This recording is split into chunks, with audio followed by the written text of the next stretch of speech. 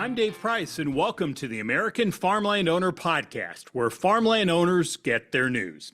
This week, it's George Baird. He grew up on a Mississippi cotton farm until the 80s hit, and his dad decided it was time to get out while they could. So George changed his plans, and he's now the owner of Landmark Ag Capital, helping farmers and investors manage their farmland. He's focused on the Delta, where he says farm sales are different than what he knows about the Midwest. Now, he thinks this area of the country has potential for more fruits and veggies one day, but his heart will always remain on that family cotton farm.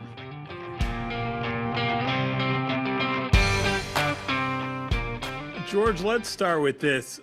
You grew up in a farm, Mississippi, cotton was your life, right? Yeah. And as a little boy, you thought it'd be your life. That was, from the time I was, helping chop cotton or do anything in the field from when I was little, spraying. Like I thought, here was my life plan. I was going to go to college, 5 or 6 years, whatever it takes to get a 4-year degree, come back, get a 4-door truck, and start farming. Like that was all you had it planned out. And I would live there in the small town I grew up in, central part of Mississippi Delta, go to school, go to Mississippi State, come back and you go to work. And then my senior year of high school, my dad quit farming. It was kind of a fallout from the farm crisis in the late 80s, early 90s. And he just decided it was time to get out while he could get out with something still intact and then he went on to pursue a different career. And that was my senior year of high school. So imagine that's all you ever planned on, go to Mississippi State and move forward. And then all of a sudden the world changed.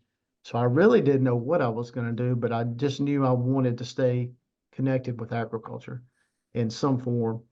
I didn't know if that would be chemical sales or seed, some way I would end up kind of working agriculture. But it wasn't until my senior year of college that I interviewed for a professional farm management job. And because you got to remember, like professional farm management didn't even come to the Mid-South until the late 80s, early 90s. Prior to that, while it came to the Midwest, basically following the Depression, we only knew in our market farm management as, my dad owned the farm, I go to work for my dad, I'm kind of his farm manager. Or maybe it was, somebody else down the street, you'd be their farm manager. But we never really understood farm management from a professional farm management standpoint, where me working for an absentee landowner, working for an investment group, oversees the day-to-day activity on the farm, not the day-to-day activity, but work directly with the farmer to make sure that his day-to-day activity is coinciding with the owner's goals and objectives, right? So I had an opportunity to do a internship in the summer of 93 and loved it. And then actually when I went back to school to finish up in December of 93, I had a job secured and then moved straight to Memphis in January of 94 and began working this Mississippi River Delta. And at the time I was covering from the Boot Hill, Missouri, with some properties in Louisiana, but traditionally stay East Arkansas, a little bit in West Tennessee, but traditionally stay in that Mississippi River corridor, never really getting more than 100 miles east or west of the river, maybe slightly a little more west. And that's when I really said, this is a way to stay involved in agriculture, production agriculture, and work with people who are trying to preserve their legacies, right? Especially absentee landowners, or work with investor groups who are trying to build a legacy or build something for, their investor group. So I've just really enjoyed it. And like I said, this will be my 31st crop year going into this year, and actually still have the first client ever signed up in April of 1994. Matter of fact, when I started Landmark Ag Capital back in 2001, I called her before I left, and I said I'm gonna call her first because she was the first one that ever signed up. And it was funny. I called her and she said, "Honey, I'm yours for life." And I was like, "That's all I need to hear." And then I called another client, and he said, "Well, hell, you hadn't given us a reason to fire you yet, so I guess we'll keep you." So, Hey, what is it like but those kind of long-term relationships, and that you're building something for them, and then they're passing it on to their families, those are very rewarding to work with landowners in that manner. So you grew up on a family farm where you all did it all, right? Yeah. So, what is it like then to talk to folks years later? Is there a resistance from some about even the concept of a professional manager?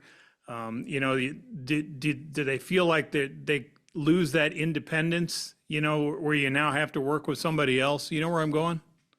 From an operator standpoint, the guy Hmm. that's on the farm, yeah, exactly. It a lot of times, especially the first time you show up, the first or second time you show up, there's a little like, what are you here for? You just here to raise our rates or raise our rental rates, or like what can you bring to the table? And then once they learn how you're there to make the farm better, you're there to improve overall income. And if the overall farm income goes up, the landowner gets more money, they make more money. Like it's on a journey together. And most of the time when some of those farmers kind of realize that, they realize that they can use us as an asset because the cost of everything, from equipment, building your operation, just your overhead costs is getting so high that, some of your operators can't afford to add equipment, capital, and all on this side and add the land. So if they can bring the operational expertise and the capital from the operation standpoint, and they can marry with somebody like me to find, good farm assets, bring to land, then they can see that as a win-win. That's a way they can leverage their business up. And so the perception, I think, has changed a lot over the last 30 years. I mean, the first 10 or 15, it was like nobody wanted to work with you. Now, some of my operators I work with and have for many years, they're some of my best assets. We want to help find properties for investors or absentee landowners looking to expand their holdings, or just finding other operators to work with. Maybe I'm in the county one over that they don't want to go to, but then they have contacts there. And so when they realize that a professional farm management can be an asset to helping them grow their operations, especially with the cost of land continuing to rise, that's when they can see a big benefit. And I've worked with a number of operators over the years to help buy properties, and sometimes those properties were already leased and we continue to lease them to who they were, but they knew we had good intentions going into it for our client, you know. And so and that's been very rewarding. And I tell, some of my landowners, like, I'll give them not only recommendations from other landowners and investors I've worked with, but I'll share operator, recommendations too, to let them ask those questions, how it's been to work with a professional farm manager, specifically me, but how is the relationship with it? Is it adversarial, or is it where we're trying to create a win-win situation? That's the goal, right? To make the farm better, produce more income, and everybody wins ultimately going forward. All right, I'm in Iowa. You're in Tennessee. You're in the Delta region there. Talk a little bit about the difference, about the way that farmland could potentially change hands, right? In the Mhm. sense that there's almost in your mind kind of a different style, a different process almost comparing Midwest land to Delta land. Dive into that. Yeah, as far as the way the land transfers, And the way whether we know about it publicly or we don't. yeah. So the way land transfers, my perception, and I'm sure somebody will let me know if I'm if I'm wrong, but like it's a very open and transparent market in the Midwest, specifically Iowa. Let's just talk about Iowa, where it appears that 75, 80+% is going on the market. A lot of that was auctions, specifically over the last few years. Maybe that's backing off, but it's still going by private treaty. At least it's open listings, and it's a very transparent market, to the point we've got a whole industry built on the CSR2s, right, of how to price land. Where here, it's probably opposite, where we see, and I talked to a few appraiser friends about this, what 20-25% of the market that changes hands actually ever hits the market. A lot of it gets done, closed door deals. It's they're selling to the operator, or they're selling it kind of privately before they're ever letting it actually hit the market. I don't really understand it, because if you're trying to create the best opportunity for your seller, that's an open and transparent market. We can create the highest dollars, but that's just not the way traditionally it's been done. And I think that's changing, but it has been a slow process. Um, and subsequently, it's kind of been hard, like creating that real estate aspect of it to really get listings and get it going. Because you have some of the bigger companies that are listing machines, but what I like to do more specifically for me is act as a buyer's agent. Like, you tell me, Dave, like, what are you after, where you're after, and kind of what are your parameters, and let me go filter those 5, 10, 15 farms out. And and a lot of those I'm going to source through my connections, and it's not just going to be, digging through my multi-list service, because a lot of the best properties will never hit the market. And so you got to go. I just purchased one a couple weeks ago for a client, and a completely off market deal. And we've been searching for about 6, 7 months. And we finally sourced one, got it put to bed, and move forward. But like, give me a client, let me go look at 10, 15, 20 deals, find the best one or two to fit. Let's source it versus trying to list farms to go. So that's one of the differences I see. Now, recreational properties, completely different. I think a number of those hit the market while your farmland, and I think maybe there's a mistake, or maybe, especially some of the bigger landowners don't ever want everybody to know their business, right? They'd rather just get it done, move on, keep it quiet, and it may cost them, 3, 5, 10%. Probably not cost them anything in this market because there's such a demand for farmland, and there's so much capital looking to deploy into the Mid-South. So I think that's an area of difference. And then speaking to just the, the operational standpoint of it, we have milder winters, so we're going to have more insect pressure. We're going to have more weed pressure. We're going to have tornado pressure, this time of year for the next few months. And then we're going to switch to hurricane issues, even though we're 7 hours from the coast, but we have all those different, those different things at work. But we also have a longer growing season. We have, for the most part, depending on certain pockets, a lot of bountiful water, and then in good soils mixes. So then we can look at, I tease my friends up there, it's, what are you gonna plant this year? Cotton, corn and beans, or beans and corn? Like, what's your rotation gonna be? Right. And here we're going down. Like this year, we're backing off 25% pretty much across that region on corn, and we're going about 10% more in rice. Actually, Mississippi's going 30% more, but they're kind of limited anyway. In general, we're going to be 10, 11% over on rice. Our cotton's going up, 8 to 10% across the region, and we're going to see increase in beans.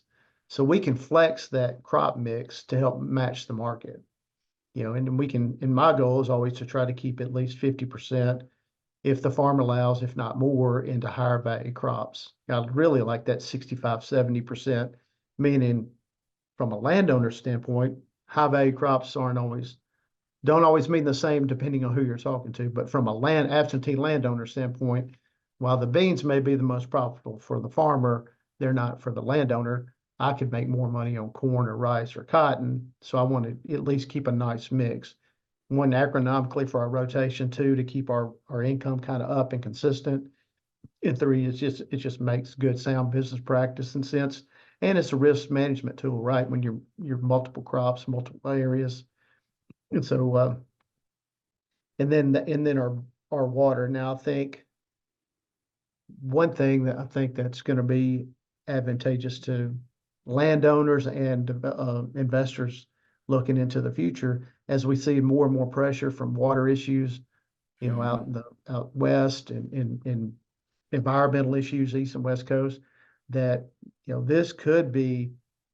I think there's a lot of potential to develop the Mid-South or the Delta into, a vegetable, and fruit and vegetable part of the country. And while we still have to deal with some of those adverse weather conditions, we have water, we have good soils, and what we don't have is probably an advanced enough infrastructure for that yet. But with capital and investment, that'll come too. And we're sitting in the heartland of, we sit on the Mississippi River. We got I-40, you got 55. Like, we're sitting in the crossroads. We could really see that develop. And we see some pockets of vegetables and like potatoes or melons and, peanuts. There's some diverse crop mix, and I think we'll continue to see that mix develop. But at the core of it, we're still it's still a core crop play right now, but I think there's a lot of opportunity to develop that further. And then that'll bring unique, unique opportunities for producers and also unique opportunities to see land values increase. And then it'll draw more investors to this market, I think, as we see those, who wants to be first? A lot of people want to be second and third, but some people don't always want to be first. Now, you talked about a number of others, but cotton has to be the sentimental for you, though, right?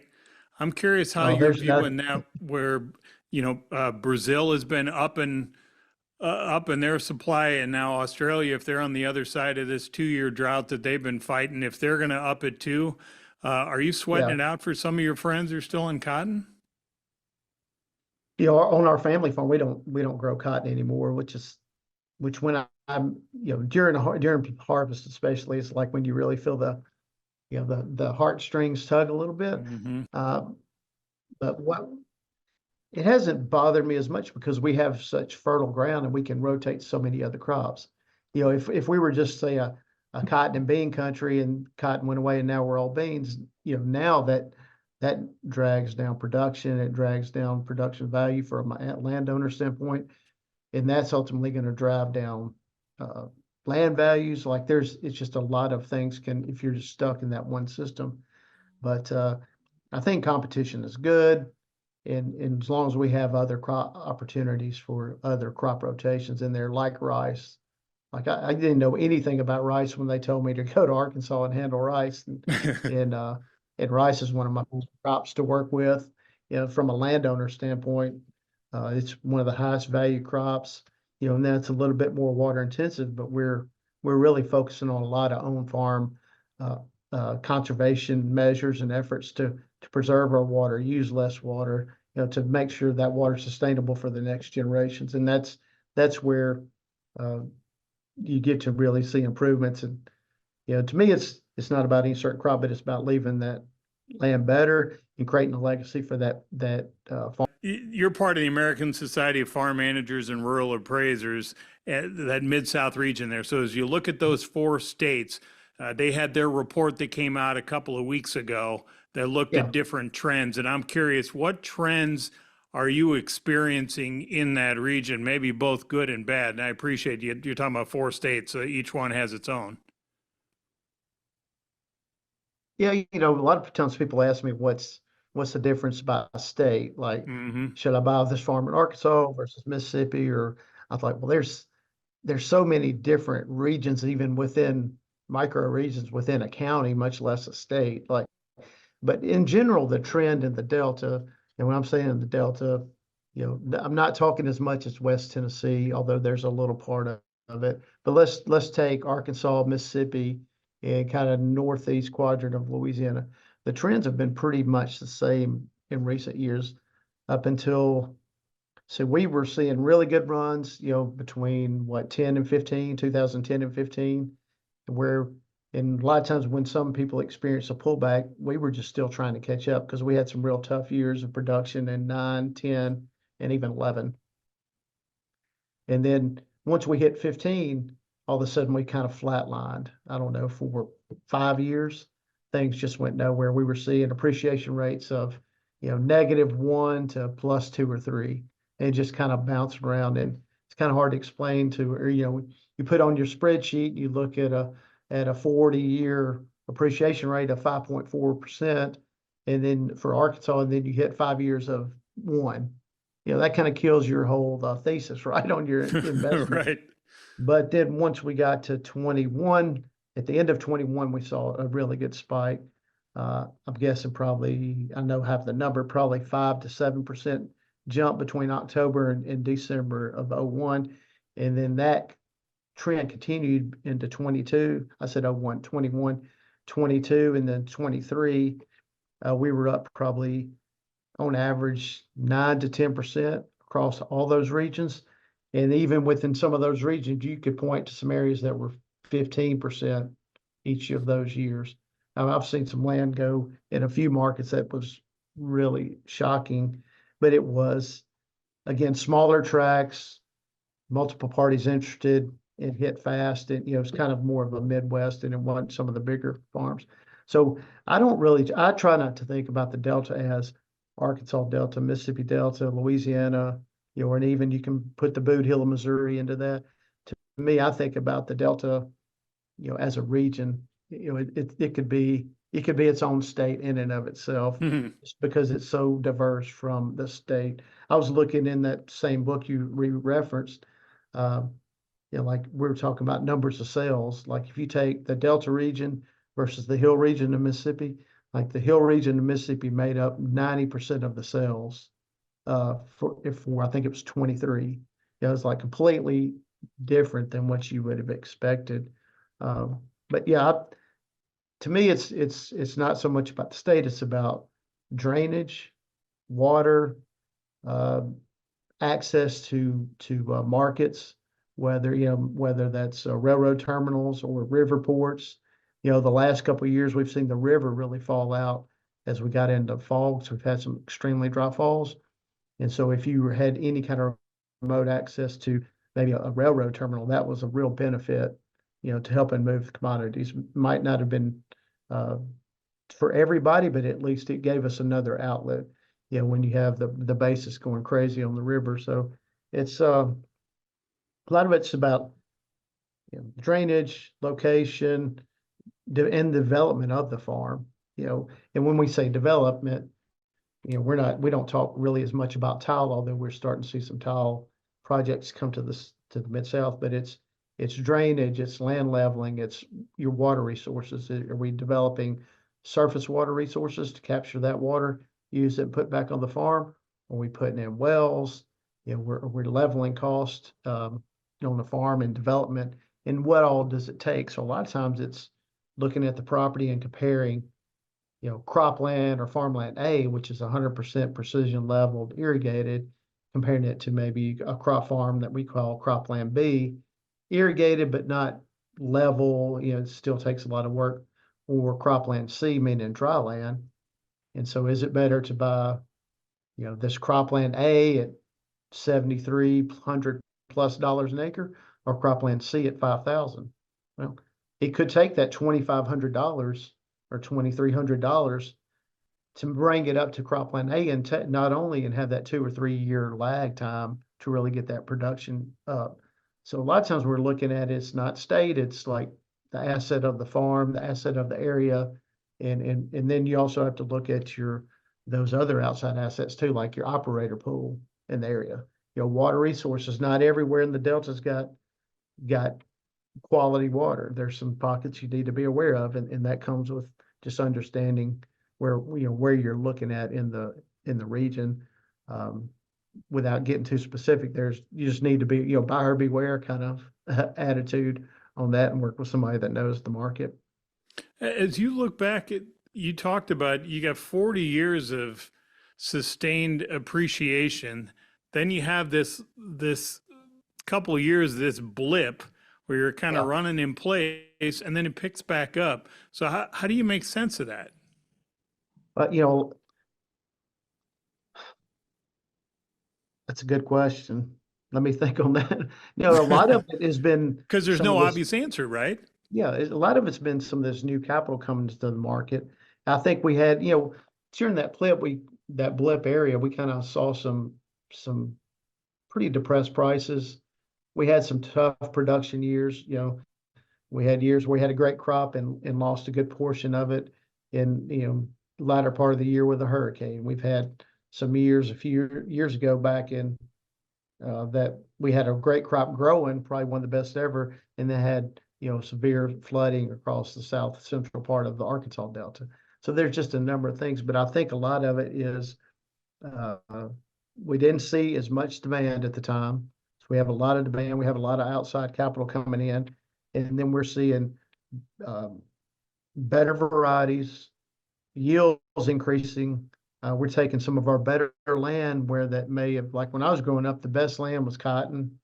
That's where you put your cotton, and at the end of the day, if we didn't get to the rest of it, we threw a few beans out there and hope for the best. And then when you realize you can raise 65 to 85 bushel beans on some of your best cotton ground, if not more anymore, production, better prices, increased capital, increased demand, limited supply, all of those kind of caught up over the last 2 or 3 years. And those were the recipes we were missing prior to that.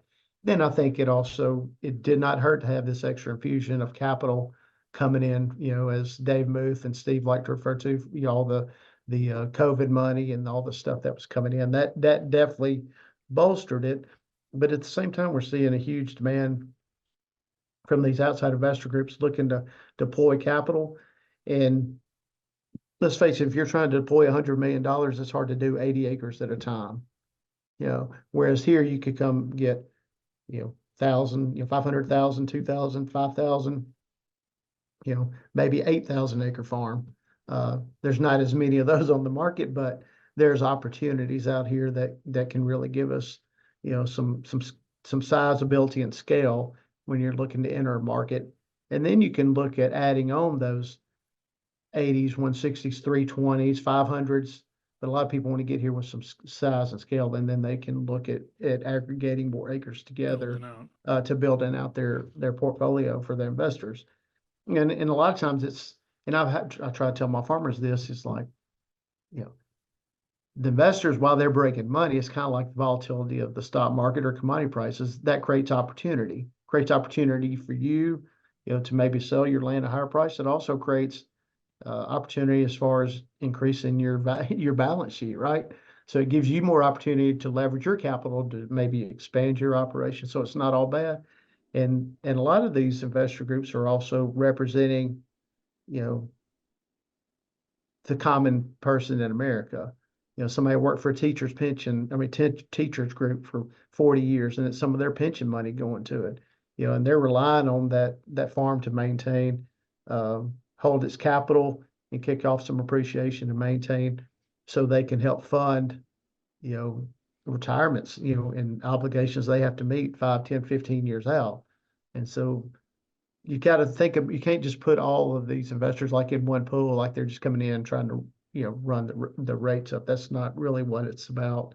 They're trying to preserve some capital themselves so they can meet the obligations that they have to their employees they've had for 20, 30, 50 years in some cases. Give us a sense of, it seems to me, talking to folks, that there are kind of two schools of thought here. You got some people who see in the near term a pretty sizable shift, a generational shift, where there's going to be some kind of fairly major transfer of ownership in some capacity as these older folks retire out, and maybe the kids and grandkids don't want to take over, whatever the circumstances are. Other folks think this might be a little overstated. What's your experience with this? I've been saying for the last 10 years that we're fixing to see this next generational shift of wealth, not only from money, but for land. And I kept thinking it was coming, but it was just slow to materialize. But I think we're really starting to see it. I've picked up some management in recent years, some families that are going through some of that same kind of shift. Whereas, maybe the parents were local, but then the kids, their kids had to go. They didn't have to go. They chose to go off to pursue other careers like attorneys, maybe it's doctor, accountants. Like they left the farm, and after, when you first leave, you go back every, couple times a year. Then it comes to just holidays, and then now it's, deaths and maybe family reunions, and you kind of lose that connection with the family because you're building your own family, you're building your own legacy. And so when they get the farms, they may or may not want to hang on to those. I think one thing they will do, and it's opportunity for property managers like myself, if they're going to maintain the farm, they want to make sure it's maintained properly. They are going to demand, maybe not record returns that they're seeing in other aspects, but they're going to get solid returns that they can look to balance their portfolio. They're going to manage in a professional managed way, similar to maybe their 401k is managed or their stock account. Like they're going to look at it as an asset, not as a family farm, so to speak, if you understand what I'm saying, because they won't have quite that connection. And we're starting to see some of that. And there's even been a few farms on the market in the last 3 to 5 months that all of a sudden people are looking to sell it, and and the landowner, the patriarch of the family, is still very much there, still very much involved, but he doesn't have anybody local that's going to be there to maintain it. And he's like, I would rather take care of this now, take care of the taxes, and then be able to divvy up like I want to, and then live a lifestyle I've worked for the last 50 years to build, live that lifestyle out and maintain that. So I think we're going to see a more shift. I don't think it's going to be a colossal, big exit, but I think there's going to be opportunities, for landowners to get it. And I think you're going, heck, 7 years ago, I never would have thought I'd see $7,000 an acre land.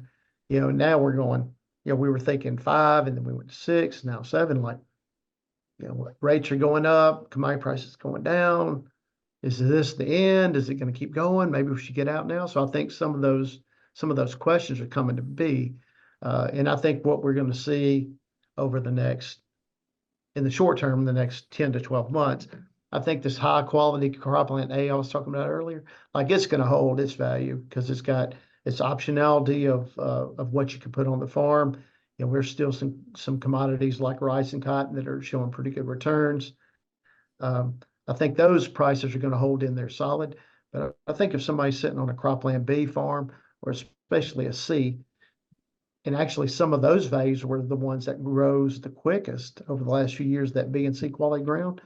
But one thing we haven't seen is that the cost of development of the land is still high, and by the time it takes to get it done, and that lag time to get to cropland A, I think this cropland B and C is going to have to get adjusted down. And I think that's where landowners that are maybe sitting on some of that quality ground are going, look, we didn't ever think we would see 7 realistically. Maybe we should agree at 6 and move on out. And then you'll have, somebody coming in that loves to buy that, develop the ground, and has some time to wait, and they can ride this wave out. So I think short term, we're not going to see land values move much, but landowners are going to be able to take advantage of some of that, because longer term, some of these things may fall out, and this may be a good opportunity to exit if you're thinking about exiting because maybe that next generation isn't there, to take it up. But I think I've already seen it, and I think we're going to continue to see that increase. I know, just thinking about the average age of the landowners I work with, it's up significantly over the last few years. I wouldn't want to name anybody's ages, but it's getting up there some, just like mine is. So after 30 years in the business. That does happen. Hey, George, we really appreciate it. Thanks for the conversation and the insight. No, thank you. Anytime you have any questions, feel free to reach out.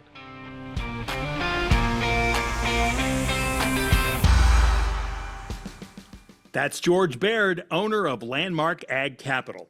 If you don't already, we hope you'll subscribe to this American Farmland Owner podcast, and remember to sign up for the American Farmland Owner newsletter. You'll find that at AmericanFarmlandOwner.com. It comes straight to your inbox each week. I'm Dave Price. Talk to you next time.